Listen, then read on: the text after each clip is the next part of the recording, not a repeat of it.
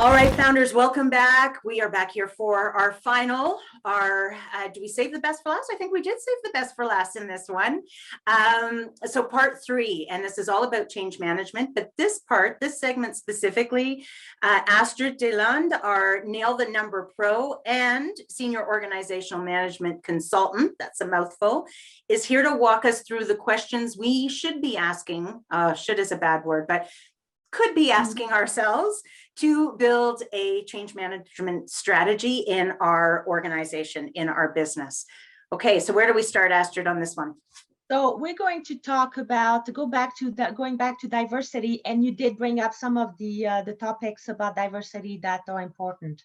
Because the thing is that many businesses right now will be taking on a crash course in business continuity management. How do you keep the doors open and the people employed? As well as systematic future change will be needed for them to experience successful long-term, rather than going back to business as usual. So actually, can I just stop right there for just a sec? I think you mentioned something so important. Let's not go back to business as usual, right? If COVID taught us anything, it's about our businesses. If we have struggled through this, our businesses weren't necessarily healthy to start off with, especially if we were dependent on specific industries, right? Clients, that was such an important point, that let's use this every time we're in the middle of crisis. It's an opportunity for us to understand how we can be better next time, right? How we rebuild better, smarter, more efficient. So sorry, I just wanted to really nail that. Great. That's great. Point. And I know that when I was thinking about this, I thought that was an important point to make, is that you're never going back. Whether you're in the service industry, whether you are in the consulting industry, whether you are in the energy industry, you are never going back to what it used to be. It's not happening. It didn't used to, but we kept thinking we could. But now I think that the universe has given us the sign that you are never going back. You're only moving forward from here on. So in terms of diversity, as a business, I want you to ask yourselves, customer diversity is key in economic times. So how diversified are you, and can you target multiple sectors? Can you figure out what other clients, customers could have a use for your product or your service? Could you, on the other hand, tweak your product or your service to suddenly have access to many more sectors of customers and clients? Okay, so let me see if I got this straight. So when we're looking at diversity, looking at our current product offering, what could potentially be tweaked about it so that it would appeal to new market segments, either across border, right, geography wise, or across multiple different industries that, so breaking out of that piece, looking at the diversity in clients and customers. And so maybe I've actually just overlapped them because they sound quite familiar or similar to me now. So when I'm thinking about clients, or is this about just getting more clients? It's about maybe getting more, but also different clients. Okay. Because you could get more of the same, but if your product does not adapt or your service does not adapt, you may not be able to get more of the same. So you may get more of different ones. Okay. And I actually, what I was just thinking about there too, is that I think there might be some businesses that were trying to be everything to everybody, and realizing that maybe if they took that service offering or product offering and started to build niche markets for each one of those, but crafted different messages that pertain to that market. So same product, but then market it differently for all of these niches, creating diversity in that offering through the market. Okay, I'm getting you. I'm picking up what you're putting down here. I'm getting it. Okay. Last weekend, I was talking to a lady who, with a couple partners, is opening a spa of sorts. And in the spa, they're going to have massage, they're going to have facial treatments, Reiki, and mental health services. And so I'm thinking, whoa, that's a whole lot of things. And so as we got talking, and she asked me what my background was, so communication, marketing, strategy, change management, you know, on and on and on. She wanted to have my opinion, and I told her she was trying to do too many things. Now, two things. Too many things, yes, in terms of her focus. But is it good for her to have these other services? Yes, it is good for her, because then one person who comes for a service may be interested in using another service. So that's good. She's got some diversity happening. Very good. But she wanted the mental health aspect to be the most important aspect. However, the point that I raised to her was that the audience that she wants is the audience that can afford those services. The audience that needs it cannot afford her services at the prices that she was mentioning. That's a bit of a conundrum. Now she's like, what do I do? And so in terms of your diversity, you may want to have diversity, because if you have a service that one type of audience desperately needs but cannot afford, and one other audience can afford but not necessarily need, or they can go anywhere and get it, then how do you resolve these two things? How do you get one area in that diversity to support the other area in that diversity? Is it possible that the people who can afford it might be even more inclined to become clients if they know that they're also subsidizing people who need it very much but can't afford it? I love it. What is the purpose of that spa? What is your purpose besides offering a variety of health services?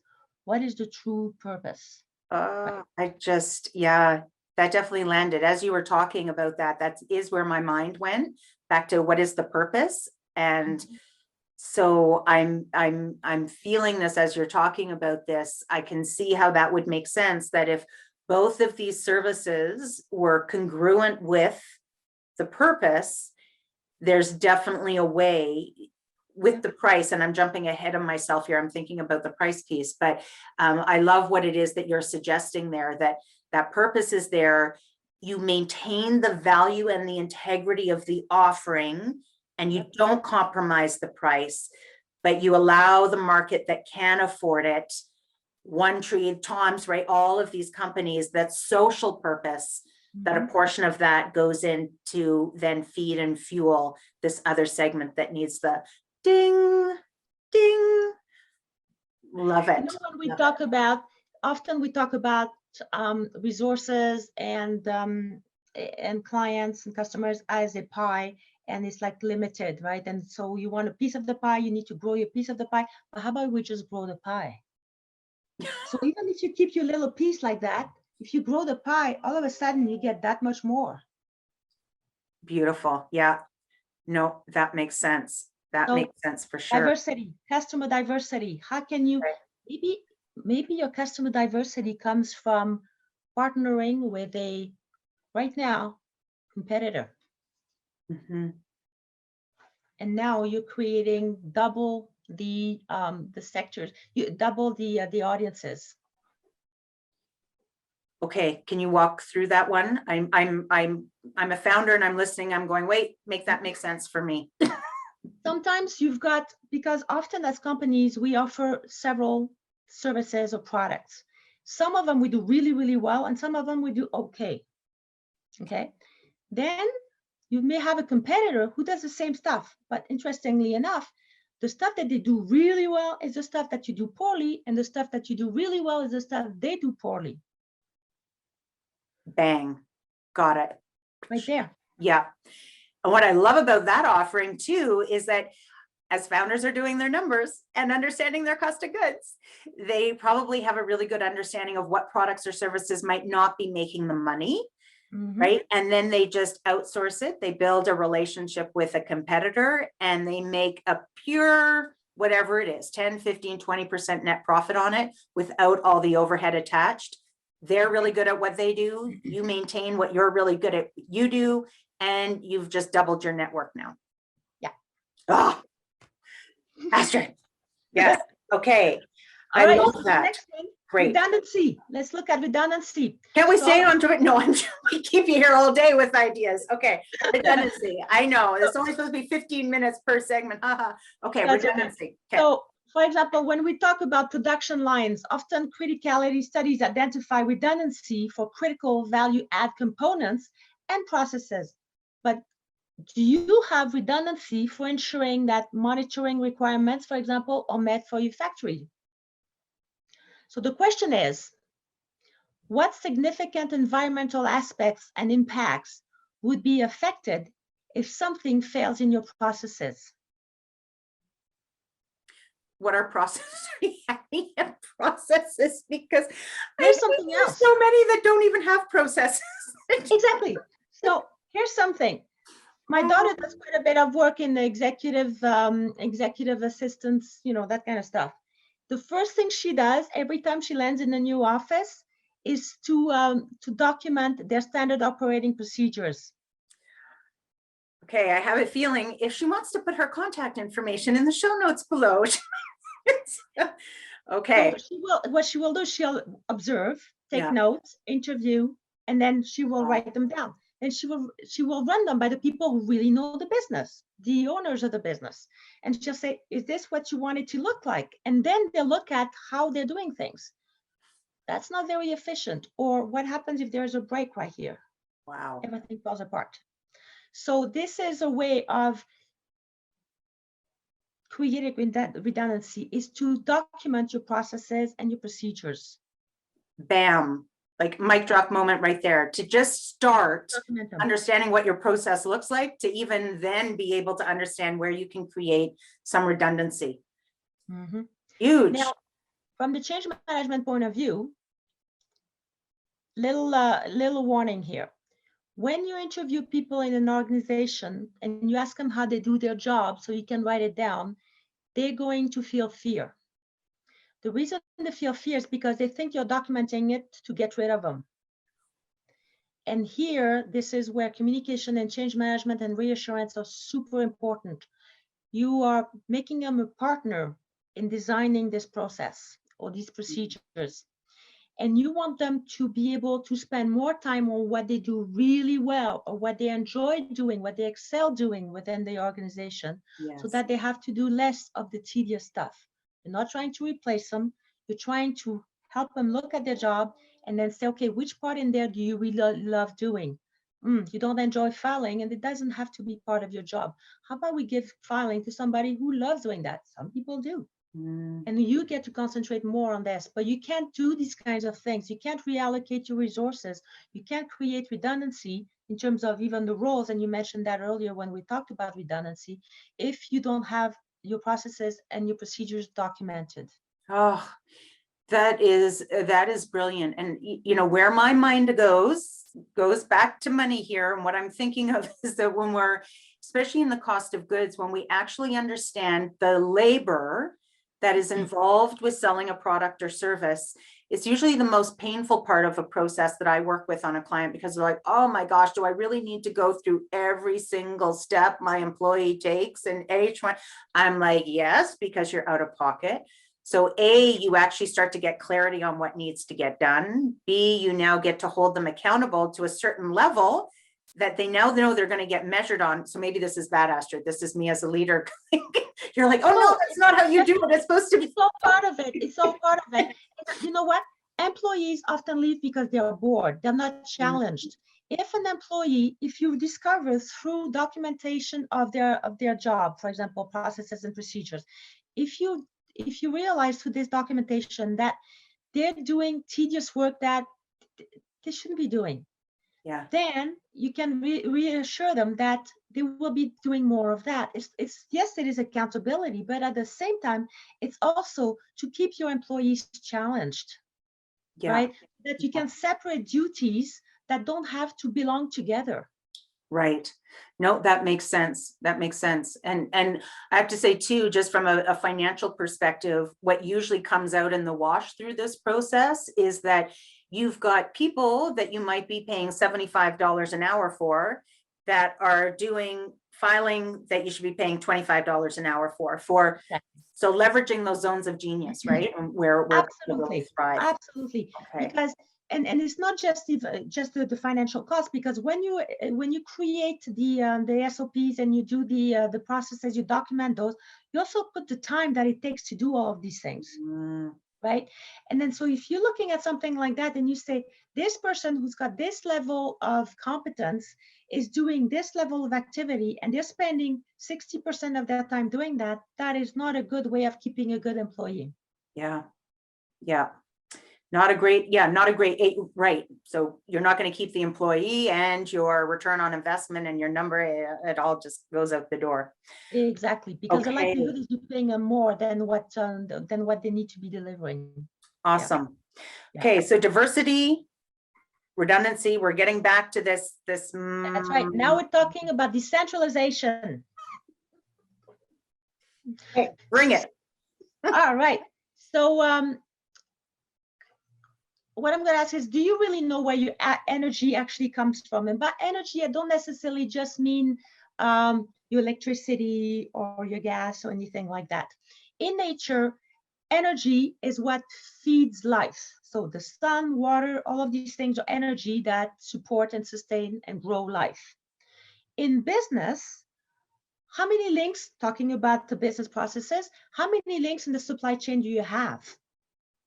So for example, the oil industry is going to great lengths, even linking with the European Space Agency to ensure continuity management from space, and with many monitoring controls on the ground also. That's been some of my projects, been to create these kinds of things. So they know that they have variety of monitoring tools and processes. And they're using this to make sure that, again, they've got redundancy, they've got decentralization. It's not just located in one place. But many businesses are in the dark about their supply chain risks, and they have no active management process in place. So that takes us back to what we were talking about. So as a business, what small steps can you take now to know your supply chain better? What is it? I'll go right away to money, but document everything. And we started talking about it before, but document everything that happens. It's important that you understand where your money is coming from, where your customers are coming from. These are your energy as a living body, your organization, your customers, your vendors, your funds. You find, where does it all come from? Because wow, so that's a big project. Do you break that apart and do one thing at a time? Because even like, so when I think supply chain, I'm thinking of suppliers right away, and just that whole process of getting things in, the accounts receivable, the shipping, the freight, that sometimes it gets, held up at a port and it's going to sit there for 3 months rotting, and then you've got to reorder again. There's another 2 million. So even just supply chain outside of customers and receiving revenue, I think that's a whole beast just to tackle in and of itself. Yes. So yeah, is that what you recommend? Just kind of piece by piece? Yes, absolutely. Find out where your main pain point. So it's like it's same thing as when you do risk management, the likelihood and then how much it's going to cost you, kind of thing. So is the likelihood of an event really high? Is it medium? Is it really low? If it's really high and it costs a lot, this is the first thing you take care of. Okay. If it's really high, if it's a high priority. And there's the level of likelihood and the level of impact. Gotcha. Okay. Gotcha. And then another third element is, how easy is it to resolve? So these are 3 elements you want to look at. Is how likely, likelihood, how likely is it to happen? Within our control, how easy is it to resolve, that we can actually address it? And then that becomes priority number 1. Exactly. And what would you, in terms of running through these lists, would you start with suppliers and then move into customers, or really is that just business dependent and everyone's going to get an idea of where they're weak? Because each business knows what their pain points are. Okay. Okay. Right? It could be, for one, it could be delivery of products, of raw material. For another one, it could be getting payment from your clients. everybody's got a different pain point. Pick the one that's costing you the most, and that has the highest impact on your business and on your bottom line. Oh, great advice there. Great advice. Okay. Yeah, supply chain management, especially through COVID, right? I think we all kind of went, you know, we all experienced some challenges with that. So again, just a great wake up call to kind of lock that in so it doesn't happen again.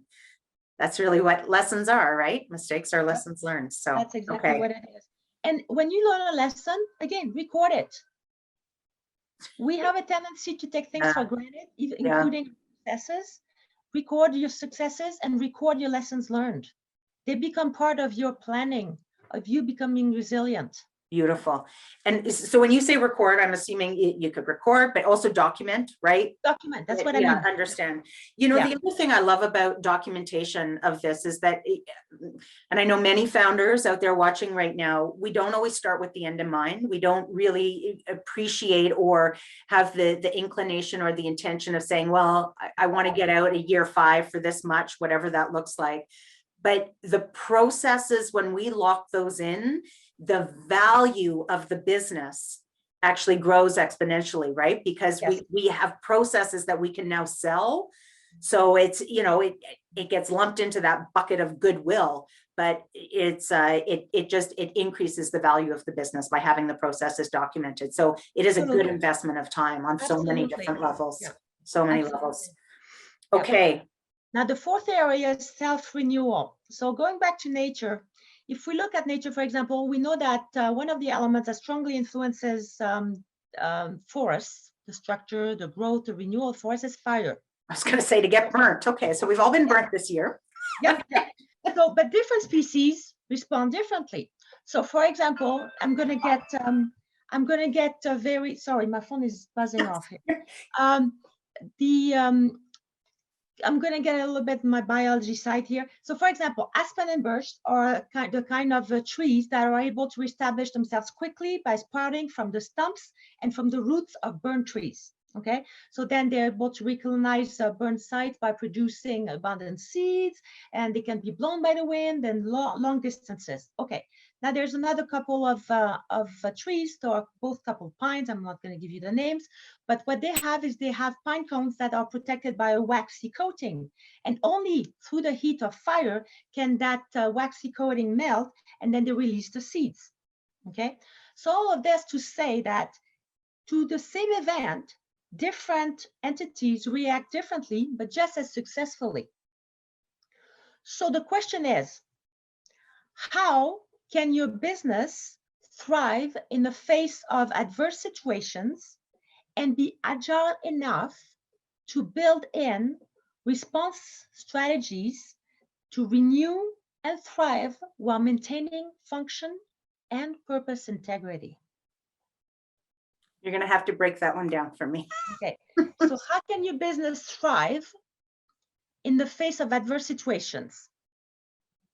By being adaptable, by being agile. Okay, now how do you become agile enough to build in response strategies that allow you to renew and thrive while maintaining function integrity as well as purpose integrity?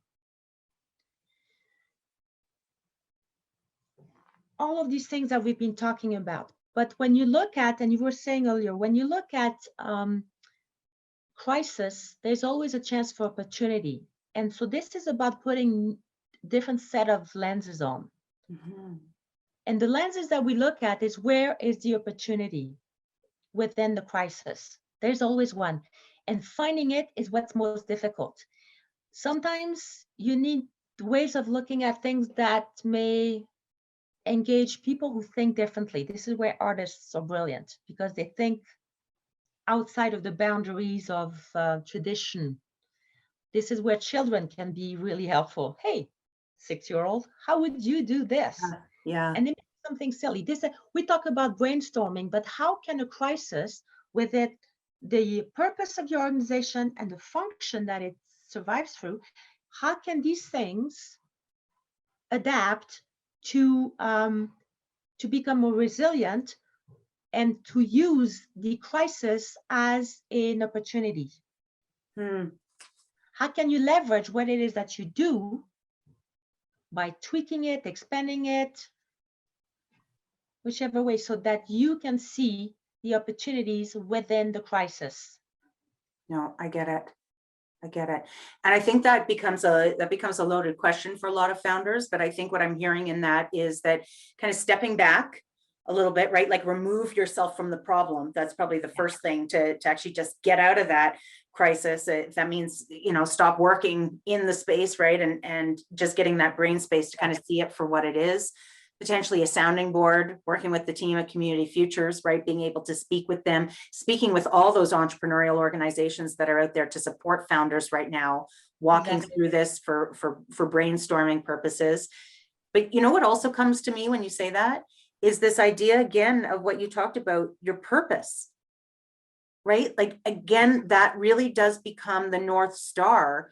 And I know there's a lot of people, I actually had a conversation today where he talked about just being in such crisis that he couldn't deal with it any longer. So he just shut everything down and walked away. And now in hindsight, he's saying, I wish I hadn't have done that, right? I wish there would have been different options there. So really getting that time to just kind of step away from the situation for a bit, surrounding yourself with a support system where people can help you, reaching out to experts like yourself that can say, you know, let's just look at this. I love how you say that, with different lenses, to just get a fresh perspective on the situation, because that might just be all it is. It's interesting that when you're talking about stepping back, because what came to mind, and I can't remember their name, but there's an organization out there, a for-profit organization, but when they shut down during the winter, they shut down for 3 months. And they look at everything with it. So basically, they're doing just like nature, shutting down everything, right? Big coat of snow, shutting it all down, but working underneath.